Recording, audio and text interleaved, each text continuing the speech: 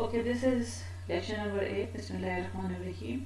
Previous lecture 7 में हमने जो है लैम्डा इटरेटिव मेथड को डिस्कस किया था और वहाँ पे मैंने आपको बताया था कि लैम्डा इटरेटिव जो इशू आपके पास आता है कंस्ट्रेंट ऑप्टिमाइजेशन प्रॉब्लम है, that is the involvement of lambda.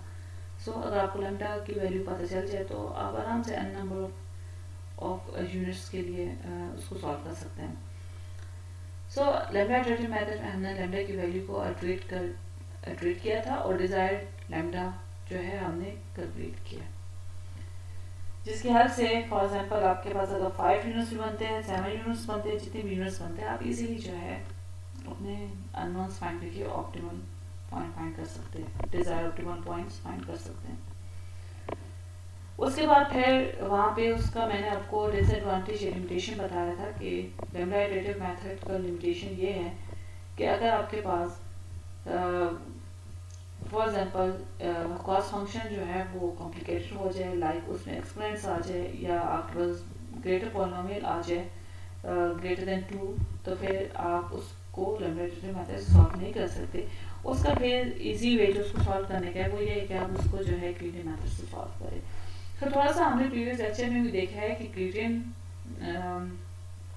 Method के हेल्प से आपने किस तरह से अपनी इक्वेशन को अपडेट करना है उसको हम थोड़ा सा देखा था, लेकिन अभी हम उसको जो है with respect to economic dispatch problem देखेंगे।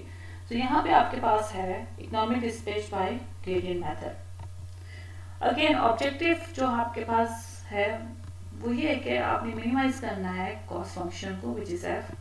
So this F will be actually your summation F I, individual F I her unit की जो आपकी इंडिविजुअल फ्यूल कॉस्ट है आप उनको ऐड कर देंगे।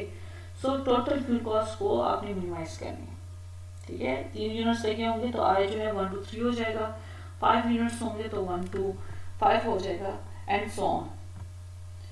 सब्जेक्ट टू कंस्ट्रेंट, यहाँ पे 5 है, सब्जेक्ट टू कंस्ट्रेंट। अगेन यहाँ पे मैं अभी फिलहाल ट्रांसमिशन लॉसेस को अगेन जो है वो निगलेक्ट कर रही हूँ, तो मेरे पास कंस्ट्रेंट जो बनता है वो सिंपल कंस्ट्रेंट है P load minus summation P I. Summation P I आपकी जनरेटेड पावर है और पी लोड आपका डिमांड पावर है। तो फर्स्ट ऑफ ऑल आपने लिनियर इक्वेशन बनाना है, क्योंकि ये मैं आपको बार बार बता रही हूँ कि जब भी आपने कंस्ट्रेंट ऑप्टिमाइजेशन प्रॉब्लम को सॉल्व करना है सबसे पहले आप उसका लिनियर इक्वेशन बनाएंगे। सो यहाँ पे आप जब इसका लिनियर इक्वेशन बनाएंगे तो लिनियर आपके पास combination of objective function plus constraint आपके पास है। So this will be, this is your linear equation. ये आपका ऑब्जेक्टिव फंक्शन है summation F I P I plus lambda, क्योंकि एक कंस्ट्रेंट है तो उसका एक ही रिस्पेक्टिव लैंग्वेज मल्टीप्लाई या स्केलिंग वेरिएबल लैम्डा आएगा, और यहाँ पे आपने फाई की वैल्यू पुट की है P load minus summation P I. तो ये आपके पास फंडामेंटल जो है लैंग्वेज की इक्वेशन बनी। क्योंकि ग्रेडियंट मेथड है तो we require gradient of this, और वैसे भी आपको पता है कि आप जब भी इकोनॉमिक डिस्पैच प्रॉब्लम को सॉल्व करते हैं तो आप पार्शियल डेरिवेटिव लेते हैं, रेंज का respect to independent variables partial derivative लेते हैं। यहाँ पे मेरे पास 4 पार्शियल डेरिवेटिव्स आएंगे, क्योंकि 3 आपके पास इंडिपेंडेंट वेरिएबल्स है P1 P2 P3, और एक आपके पास स्केलिंग वेरिएबल जो है लैम्डा भी है।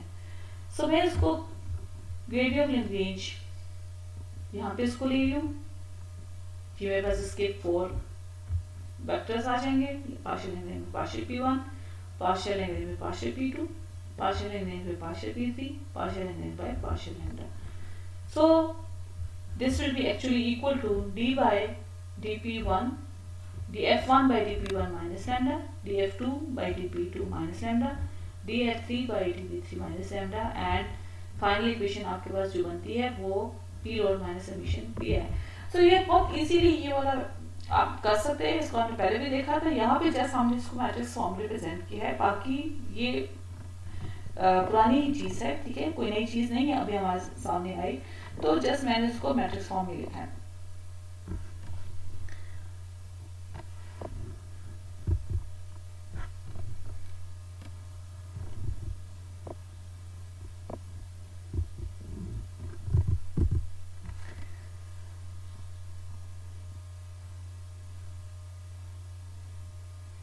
सो इकोनॉमिक डिस्पैच प्रॉब्लम यहाँ पे रिक्वायर करता है कि आपने वैल्यूज को गेस करनी है। पहले आपने कोई लैम्डा की वैल्यू उठानी है और फिर आपने कोई भी starting values P1 P2 P3, क्योंकि जितने भी अननोन्स है उनको पहले आपने इनिशियल गेस करना है। ठीक है, 4 मेरे पास अननोन्स है P1 P2 P3 and lambda, तो सबकी वैल्यूज को मैं इनिशियली गेस करूंगी और फिर उन गेस वैल्यूज को हम अपडेट करेंगे। उसके बाद फिर हमने क्या करना होगा, ग्रेडियंट फाइंड करना होगा लैग्रेंज का work of new values lambda P1 P2 P3 की हमने फाइंड करनी है यूजिंग दिस रिलेशन। ये मेरे पास है x1 equals to x naught. x naught मेरी जो है गेस वैल्यूज है, ये इनिशियल वैल्यूज है जो कि हम यूज कर रहे हैं। यहाँ पे ये ग्रेडियंट ऑफ लैग्रेंज आ रहा है। प्रीवियस लेक्चर मैंने आपको बताया था कि पी के आपकी सर्च डायरेक्शन थी, तो इस केस में आपके पास पी के जो वेक्टर है वो इक्वल आ रहा है ग्रेडियंट ऑफ लैग्रेंज के into this learning rate alpha. So the vector x is actually, अगर हम इसको अपने कोर्स से लेट करें तो ये x जो है ये आपके पास है P1 P2 P3 up to lambda.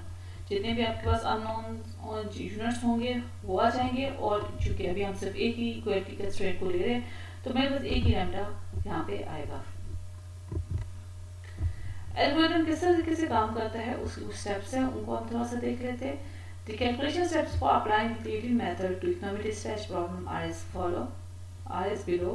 Step 1, आपने क्या करना है, स्टार्टिंग वैल्यूज आपने सेलेक्ट करनी है। Select starting values for P1 P2 up to Pn, जितनी भी आपके पास इंडिपेंडेंट वेरिएबल्स हैं उनको स्टार्टिंग वैल्यूज आपने सेलेक्ट करनी है।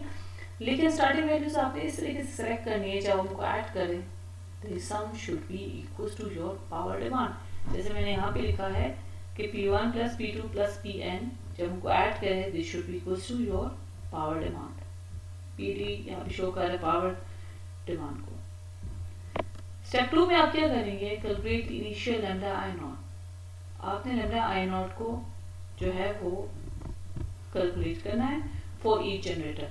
सो लैम्डा आई नॉट DFI और DPI की हेल्प से आप इसको कैलकुलेट कर सकते हैं। इस lambda I not initial lambda को फाइंड करने के और भी मेथड्स होते हैं जो कि हम प्रोसीडिंग लेक्चर में डिस्कस करेंगे किस तरीके से आपने लैम्डा को कर सकते हैं। लेकिन नॉर्मली ग्रेडियंट मेथड के में जो है आप लैम्डा आई नॉट को इस तरीके से फाइंड करेंगे DFI और DPI, क्योंकि जाहिर सी बात है जब आपने P1 P2 P3 की वैल्यूज गेस कर लिए तो उससे आप आराम से DFI और DPI फाइंड कर सकते हैं जो कि आपको respective lambda I not provide कर सकता है। इन स्टेप 3 आपने क्या करना है, initial average incremental cost lambda naught को कैलकुलेट करना है। ये आपकी इनिशियल इंक्रीमेंटल लैम्डा कॉस्ट है। आप इसको इस तरह भी कर सकते हैं या इसको ऐसे भी कर सकते हैं, और भी मेथड्स है उसके थ्रू भी आप कर सकते हैं। तो यहाँ पे आपने जस्ट क्या करना है, उसका एवरेज ले लिए। लैम्डा आई नॉट जो है इस एक्चुअली DFI और DPI उस सब फॉर एग्जांपल मेरे पास 3 यूनिट्स है तो ये इनका एवरेज आ जाएगा।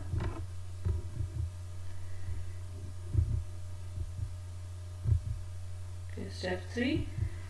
स्टेप 4 में आपने क्या करना है, compute the gradient as below, gradient of Lagrange आपने फाइंड करना है। अगेन इसको हम अभी भी देख चुके हैं। आपके पास सिंपल जो है ग्रेडियंट वेक्टर है, पार्शियल डेरिवेटिव्स है, जितने भी आपके पास इंडिपेंडेंट वेरिएबल्स आएंगे उसके लिहाज से, और एक आपके पास लैम्डा आएगा, आपने पार्शियल डेरिवेटिव्स ले लेने। स्टेप 5 में आप क्या करेंगे, if your gradient of Lagrange is 0, अगर आपके पास ग्रेडियंट ऑफ लैग्रेंज 0 आ गया, it means that solution converges, stop the iteration, else go to next step। so कहाँ पे आपका सॉल्यूशन कन्वर्ज करेगा, ये कहाँ पे आपने आइटरेशन को स्टॉप करनी है, जब आपके पास ग्रेडियंट ऑफ लैग्रेंज 0 आ जाए। इसका मतलब है कि सॉल्यूशन कन्वर्ज कर जाए, आपका जो नेक्स्ट आपकी वैल्यू है और जो प्रीवियस वैल्यू है वो सेम हो गई है, तो तभी आपकी ग्रेडियंट ऑफ लैग्रेंज जो है वो 0 होगा। यहाँ पे आप देख भी सकते हैं इस इक्वेशन को मैं देखूँ, जब मेरे पास ग्रेडियंट ऑफ लैग्रेंज 0 होगा तो इसका मतलब ये हुआ कि न्यू वैल्यू और प्रीवियस वैल्यू सेम हो गई, तो आपका पास आइटरेशन जो है वो स्टॉप हो जाएंगी और सॉल्यूशन कन्वर्ज कर जाएगा। लेकिन अगर ये ग्रेडियंट ऑफ लैग्रेंज 0 नहीं होता तो फिर आपने क्या करना होगा, you have to go to next step. Next step पे क्या है कि select a learning rate alpha for handling convergence. आपको पहले मैंने बताया है कि ये लर्निंग रेट अल्फा जो है ये कन्वर्जेंस को के लिए को फास्ट करने के लिए यूज इसको करते हैं। ज़्यादातर काम इसका जो है ये सिमुलेशंस में आता है। ठीक है, यहाँ पे आप उसको ऑन पेपर कर रहे हो तो यहाँ पे आप अल्फा की वैल्यू को 1 ले लेंगे। सो स्टेप 7 में क्या होगा, अगर ग्रेडियंट ऑफ लैग्रेंज 0 की इक्वल नहीं आता, आप क्या करेंगे, न्यू वैल्यूज आपने कैलकुलेट करनी होगी for P1 P2 P3 up to Pn जितने भी मेंबर यूनिट्स लेके होंगे, और एक न्यू वैल्यू फॉर लैम्डा आपने कैलकुलेट करनी है अकॉर्डिंग टू दिस इक्वेशन। इस इक्वेशन के हेल्प से आपने वैल्यूज को अपडेट करनी है। तब तक आपने अपडेट करनी है जब तक कि आपके पास लैग्रेंज ग्रेडियंट ऑफ लैग्रेंज जो है वो 0 की इक्वल ना हो जाए। Step 8 go to step 4 and again calculate the gradient. ठीक है, सो यहाँ से आपके पास जो न्यू वैल्यूज आएंगी, उन न्यू वैल्यूज के हेल्प से आप दोबारा स्टेप 4 पे आएंगे, दोबारा ग्रेडियंट ऑफ लैग्रेंज कैलकुलेट करेंगे और फिर देखेंगे कि जो वैल्यूज अपडेट हुई है क्या उसने आपके इस ग्रेडियंट ऑफ लैग्रेंज को 0 किया है या नहीं किया। अगर कर लिया तो सॉल्यूशन कन्वर्ज, अगर नहीं करेगा तो दोबारा आपने क्या करना होगा, इस इक्वेशन की हेल्प से आप दोबारा अपनी वैल्यूज को अपडेट करनी है एंड देन दोबारा आपने ग्रेडियंट ऑफ लैग्रेंज फाइंड करना है अंटिल योर सॉल्यूशन कन्वर्ज। सो ये सिंपल एल्गोरिथम है, सिंपल इसके स्टेप्स है। थोड़ा सी हम जो है एग्जांपल करते हैं, इस एग्जांपल से आपको ये एल्गोरिथम जो है वो फर्दर क्लियर होगा। एग्जांपल आपके पास क्या है, example 3e given the generator cost function found in equation in example 3 है, यहाँ पे डेटा यूज कर रहा है, ये 3a एग्जांपल का डेटा यूज कर रहा है। Solve for the economic dispatch of generation with a total load of 800 megawatt. Load आपका जो है वो 800 मेगावाट है। यूजिंग अल्फा इक्वल टू 100, यहाँ पे आप इसको अल्फा इक्वल टू 100 बुक में यूज किया गया है, लेकिन आप इसको 1 ले, ठीक है, अल्फा इक्वल टू 1 के साथ उसको करें। और स्टार्टिंग वैल्यूज जो ले रहे हैं वो P1 not initial guess for P1 है वो 300 मेगावाट ले रहे हैं, P2 नॉट 200 मेगावाट ले रहे हैं, P3 जो है वो 300 मेगावाट ले रहे हैं। जब मैं इनको ऐड करती हूँ अपनी गैस वैल्यूज को तो ये 800 मेगावाट आपके पास बन जाता है। इसका मतलब ये है कि आपने अपनी गैस वैल्यूज इस तरह से लेनी है कि जब आपको ऐड करें ऑफ करें तो ये आपके लोड के इक्वल आए। और दूसरा आपने ये भी ख्याल करना है कि जो भी आप गैस वैल्यूज उठाएंगे आप अपनी मर्जी से उठा सकते हैं, लेकिन आपने देखना है कि उनकी लिमिट के अंदर रहे। जो यूनिट का डेटा आपको प्रोवाइडेड है, फॉर एग्जांपल P1 का जो मिनिमम वैल्यू प्रोवाइडेड है आपको, जो मैक्सिमम लिमिट प्रोवाइडेड है, उसके दरमियान आपकी कोई वैल्यू उठानी है। Same for P2 and same for P3। So gas values के बाद आपने क्या करना है, जब आपने P1 P2 P3 की वैल्यूज को गैस कर लिया, उसके बाद आपने इनिशियल लैम्डा कैलकुलेट करना है। और इनिशियल लैम्डा जो है हमने किस तरह से कैलकुलेट किया था, by taking the average of incremental cost of the generators. So it is actually provided by this equation lambda naught is, जो कि 3 यूनिट्स है मेरे पास, तो 1/3 आ जाएगा, summation i equals to 3 dfi over dpi। यहाँ से आप जो है इनिशियल लैम्डा नॉट को गैस करेंगे। सो अब हम इसके सॉल्यूशन की तरफ आते हैं। सबसे पहले आप F1 P1 आप ले लेंगे, ये ऑलरेडी एग्जांपल 3a में प्रोवाइडेड है। F2 ले लेंगे और F3 ले लेंगे। अल्फा को 1 लिया है, ठीक है, अल्फा इक्वल्स टू 1, यहाँ पे 100 लिखा हुआ है, आपने 100 नहीं लेना, आपने अल्फा इक्वल्स टू 1 लेना है। स्टार्टिंग वैल्यूज हमने जो ली है वो P1 naught equals to 300 megawatt, P2 naught equals to 200 megawatt और P3 नॉट जो है वो 300 मेगावाट है। फर्स्ट आइटरेशन में सबसे पहला आपने इनिशियल लैम्डा नॉट जो एवरेज लेके हमने किया था उसको, उसमें values initial P1 P2 P3 की गैस वैल्यूज पुट करके आपने यहाँ पे कैलकुलेट करना है। यहाँ पे आप देख सकती हो कैलकुलेशन मैंने की हुई है। यहाँ से आपके पास लैम्डा नॉट की जो वैल्यू बनती है वो 9.4484 आ रही है। पी लोड आपका कितना है, 800 मेगावाट है। कॉस्ट आपने कैलकुलेट करनी है F1 plus F2 plus F3। Cost इसलिए कैलकुलेट करनी है कि हर आइटरेशन के बाद आपकी कॉस्ट जो है वो कम होनी चाहिए, क्योंकि ग्रेडियंट मेथड जो है वो steepest descent, this is also known as steepest descent direction। तो हर आइटरेशन के बाद कॉस्ट जो है वो कम करेगा, ये इसका है। लेकिन इसका एक डिसएडवांटेज ये है कि ठीक है वो हर आइटरेशन के बाद कॉस्ट को कम करता है, लेकिन यह गारंटी नहीं करता कि आपका जो कंस्ट्रेंट है वो मीट हो रहा है, ठीक है। लेकिन ये आपको जरूर गारंटी करता है कि हर आइटरेशन के बाद वो कॉस्ट को मिनिमाइज जरूर कर रहा है। सो इस लिहाज से अगर आप देखें थोड़ा सा ये ज़्यादा इक्वेशंस ले लेता है। आगे मैं आपको टेबलेटिव फॉर्म में भी इसको जो है बताऊंगी। सो यहाँ से हमने कॉस्ट कैलकुलेट कर ली, इसी कैलकुलेट किए ताकि हम नेक्स्ट इटरेशन में भी कॉस्ट को कैलकुलेट करें और देखें कि क्या प्रीवियस इटरेशन से जो है इसने इसको रिड्यूस किया है या नहीं किया। सो सेकेंड इटरेशन में आपने क्या करना होगा, ये आपका लैग्रेंज फंक्शन है, ठीक है, जिसको बनाना आसान है, हम इसको बहुत दफ़ा देख चुके हैं। यहाँ पे मैंने इसको डिफाइन किया हुआ है ताकि आपको क्लियर समझ आए। तो सबसे पहले आप df1 और dp1 कैलकुलेट करेंगे। I will get this thing, ठीक है, p1 की वैल्यू जो हमने गेस की थी उसको हमने पुट किया, I get 8.856। Same for df2 by dp2, p2 की गैस वैल्यू यहाँ पे पुट की गई है 200 megawatt, I get 8.626। Same for df3 by dp3, again p3 gas value यहाँ पे पुट की है, आई गेट 10.862। सो क्योंकि ऑफ लैंग्वेज वेक्टर फॉर्म में इसको अगेन मैं वेक्टर फॉर्म में लिख रही हूँ, ठीक है। मेरे पास ये वाली वैल्यूज आ जाती है, df1 और p1 माइनस लैम्डा अगर हम करें, ठीक है, लैम्डा भी हमारे पास आ गया। यहाँ पे चूंकि इनिशियली आपके पास आपने जो गैस वैल्यूज ली थी वो इस से ली है, जब उनको ऐड करें तो वो लोड की इक्वल आएगा, तो इसलिए ये 0 बन जाता है। और बाकी ऑलरेडी मेरी कैलकुलेशंस आपको दिखा चुकी हूँ। तो ये जो ग्रेडियंट ऑफ लैग्रेंज है अभी ये 0 की इक्वल नहीं आ रहा है, ठीक है। इसका मतलब ये हुआ कि जो आपने वैल्यूज गेस की है आपने इसको अपडेट करनी है। अपडेट मैं इसको इस रिलेशन से करूंगी, x1 means your new value, x0 your initial value minus gradient of Lagrange alpha. Alpha को जो है हम मान लेंगे, x यहाँ पे क्या है मेरे पास, p1 p2 p3 lambda transpose means ये वेक्टर है मेरे पास इनका, तो उसको मैंने ट्रांसपोज फॉर्म में लिया। तो यहाँ पे मैं जब यहाँ पे वैल्यूज वेक्टर की पुट करती हूँ, x की मैंने वैल्यू पुट की p1 p2 p3 lambda, x0 जो इनिशियल वैल्यूज मैंने ली थी 300 200 300 और जो इनिशियल लैम्डा हमने एवरेज से फाइंड किया था 9.4484 वो लिया है, माइनस ग्रेडियंट ऑफ लैग्रेंज। इसको जब मैं माइनस करती हूँ यहाँ से, इसको जब हम सॉल्व करते हैं तो मेरे पास ये वेक्टर बनता है माइनस 0.5924 माइनस 0.8224 1.443 एंड 0। सो यहाँ से जब मैं इसको कैलकुलेट करती हूँ तो मेरे पास ये न्यू अपडेटेड वैल्यूज आ रही है 300.59 200.82 298.59 9.4484। लोड मेरा 300 मेगावाट है, ठीक है, मैं इसको ऐड कर लेती हूँ। और यहाँ से मैंने दोबारा कॉस्ट कैलकुलेट की है 7935 रुपीज पर आवर, ठीक है, जो कि कम हुई है। आप देख सकते हैं कि प्रीवियस मेरे पास कितनी थी कॉस्ट, 7938 थी और अब मेरे पास हो रही है 7935। इसका मतलब ये कि नेक्स्ट इटरेशन में इसने कॉस्ट को रिड्यूस करके दिया है, लेकिन अभी सोल्यूशन मेरा कन्वर्ज नहीं हुआ क्योंकि ग्रेडियंट ऑफ लैग्रेंज जो है वो 0 के इक्वल नहीं आया।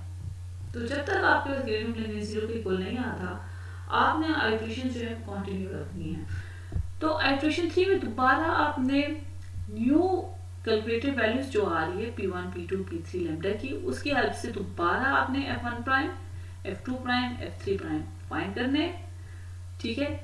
फिर दोबारा आपने जो है ग्रेडियंट ऑफ लैग्रेंज फाइंड करना है। अगर वो 0 नहीं आता, जैसे कि 0 नहीं आ रहा, यहाँ से हम इसको देख सकते हैं, दोबारा आपने इसको अपडेट करना है। तो मेरे पास जो नेक्स्ट अपडेटेड वैल्यूज होंगी वो x2 equal to x1 minus gradient of Lagrange lambda alpha. So next updated values जो मेरे पास आ रही है वो 301.13 201.639 297.19 एंड 9.4484 आ रही है। यहाँ से जब मैं पी टोटल करती हूँ तो ये 800.01 मेगावाट दे रहा है और कॉस्ट ने मुझे अगेन अगर आप प्रीवियस के साथ कैलकुलेट करें तो यहाँ पे कॉस्ट जो है वो मेरी और कम हुई है, ठीक है, एंड सो ऑन।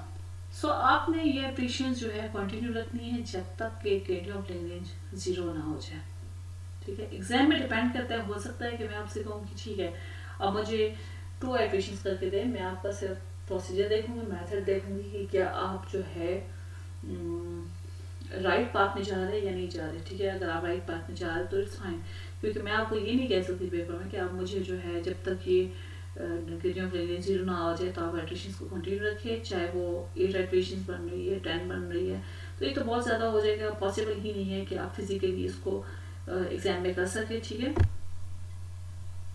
सो ये थोड़ा सा है कि ग्रेडियंट मेथड जो है ये इजीली आपको जो है इसकी हेल्प से आप इजीली जो है इकोनॉमिक स्पेक्ट प्रॉब्लम को सॉल्व कर सकते हैं। लेकिन यहाँ पे भी इसकी लिमिटेशन वो ये है कि ये भी आपको गारंटी नहीं करता कि क्या आपका कंस्ट्रेंट जो है वो सेटिस्फाई हो रहा है या नहीं हो रहा, लेकिन ये आपको ज़रूर गारंटी करता है कि हर आइट्रेशन के बाद जो है वो कॉस्ट को मिनिमाइज ज़रूर कर रहा है।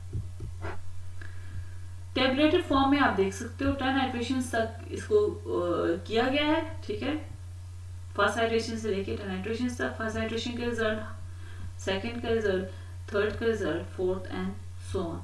आप यहाँ से देख सकते हैं कि पी टोटल 800, लेकिन आगे जो है थोड़ा सा वो डिफरेंस दे रहे 800.0086। ठीक है, कॉस्ट जो है वो हाइड्रेशन के बाद आप देख सकते हो उसको कम कर रहा है, लेकिन ये चीज़ आपको गारंटी नहीं करता कि आपका कंस्ट्रेंट जो है उसको फुलफिल करे। ठीक है, तो जितनी आइट्रेशन ज़्यादा होती जा रही है ये कंस्ट्रेंट्स जो है इसको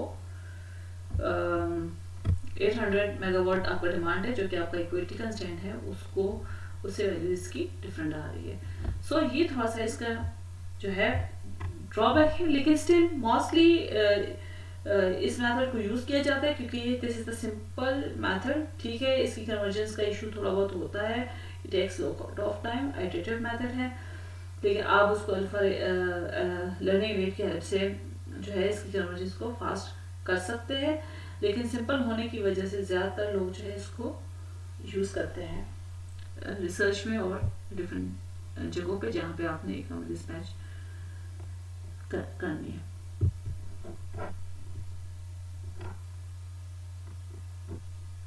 ओके, रिड्यूस ग्रेडियंट मेथड, ये जो है it is just like your gradient method, concept उसका यही है। रिड्यूस ग्रेडियंट इस वजह से इसको कहते हैं कि इसमें मैं नंबर ऑफ अननोन्स को कम कर रही हूँ। ठीक है, उसको किस तरह से कम कर सकते हैं, यहाँ से आप देख सकते हैं कि a simple variation of this technique is to realize that one of the generator is always a dependent variable। किसी एक को आप डिपेंडेंट कर लेते हैं और उसको प्रॉब्लम में से रिमूव कर लेते हैं। जैसे यहाँ पे मैंने 3p को डिपेंडेंट किया है, किसके ऊपर डिपेंड कर रहे हैं, p1 और p3 की वैल्यूज को डिपेंड कर रहे हैं। ऐसे करने से क्या होगा, जब उसको डिपेंडेंट वेरिएबल बना लेते हैं तो आपके पास नंबर ऑफ इक्वेशंस रिड्यूस हो रही, कंपटीशन आपकी फास्ट होगी। पहले आपके पास जो है 4 अननोन्स थे, जब आप उसको डिपेंडेंट कर लेते हैं तो फिर आपके पास जो अननोन बनते हैं वो कम हो जाते हैं। ठीक है, सो टोटल कॉस्ट जिसको आपने मिनिमाइज करना है वो आपके पास है, यहाँ से आप देख सकते हैं cost f1 plus f2 plus f3। यहाँ पे f1 p1 plus f2 p2 plus f3 is not a function of p3, आप वो किस पे डिपेंड कर रहा है, p1 और p2 पे डिपेंड कर, तो ये वाली वैल्यू यहाँ पे पुट की गई है 800 minus p1 minus p2। So gradient of cost जब आप कैलकुलेट करते हैं तो बजाय वो 4 वेरिएबल्स के, ठीक है, आपके पास 2 वेरिएबल्स में वो कन्वर्ट हो जाता है। यहाँ पे वो कह भी रहा है कि note that this function stand by itself as the function of 2 variables with no load generation balance constraint and no lambda। ठीक है, अब यहाँ से लैम्डा क्यों हटाया गया है, थोड़ा सा इसको समझ लिया। देखिए, ये वाली जो इक्वेशन है अगर आप इसको देखें तो ये मेरी फाई की इक्वेशन, कंस्ट्रेंट की इक्वेशन है। मैंने क्या किया है, उसी कंस्ट्रेंट की इक्वेशन को कॉस्ट फंक्शन में मर्ज कर दिया है, सब्स्टिट्यूट कर दिया। जो भी मेरे पास कंस्ट्रेंट आ रहा था उसको मैंने कॉस्ट फंक्शन में मर्ज कर दिया है। इससे क्या होगा कि आपके पास एक तो जिसको आपने डिपेंडेंट बनाया वेरिएबल को वो भी आपकी इक्वेशन में से रिमूव हो जाएगा, जैसे p3 को मैंने डिपेंडेंट बनाया था, और साथ में लैम्डा भी रिमूव हो जाएगा क्योंकि वो वाली इक्वेशन मैंने इसको यहाँ पे पुट कर दिया है। सो मेरे पास जो है 4 अननोन्स की बजाय अब मेरे पास 2 अननोन सिस्टम में रह गए, वो है p1 एंड p2। उसकी हेल्प से मैं जो है p3 वेरिएबल फाइंड करूंगी। सो यहाँ पे जो है ये जनरलाइज बताया गया है, gradient cause D p1 D C, ये सी कॉस्ट को शो कर रहा है। ठीक है, कॉस्ट सॉरी ये कॉस्ट है, ये एक्चुअली आपका एफ है, कैपिटल एफ है यहाँ पे। देखिए अभी इसको थोड़ा सा जनरलाइज में मैंने शो किया हुआ है, तो इसलिए यहाँ पे इसको कॉस्ट लिखा है। ये किसके इक्वल होगा, ये आपके पास इक्वल होगा df1 over dp1 minus df3 by dp1। ये कैसे बनता है, बहुत आराम से। ये जो ऊपर कॉस्ट की इक्वेशन है, आप जब इसको पहले p1 के रिस्पेक्टिवली डेरिवेट करेंगे, पार्शियल डेरिवेट करेंगे, और फिर इसको जब आप रिस्पेक्ट टू p2 डेरिवेट करेंगे, तो आपके पास ये इक्वेशन की ये फॉर्म बन जाएगी। ठीक है, बहुत आराम से ये आप फाइंड कर सकते हैं।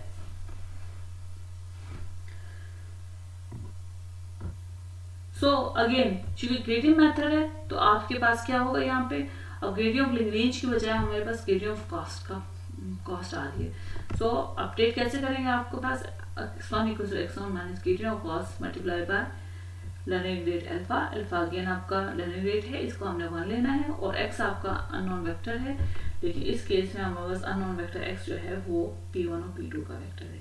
तो बजाय इसके कि मेरे पास ये p1 p2 p3 और लैम्डा हो, ठीक है, ये मेरे पास यहाँ पे p1 और p2 आ रहा है, मेरे पास 2 वेरिएबल्स जो है वो कम हो गया, इसलिए इसको रिड्यूस ग्रेडियंट मेथड जो है वो कहा जाता है कि आपके पास नंबर ऑफ वेरिएबल्स जो है वो रिड्यूस हो गया। So that is your chapter number lecture 8, end of your lecture number 8. Thank you so much.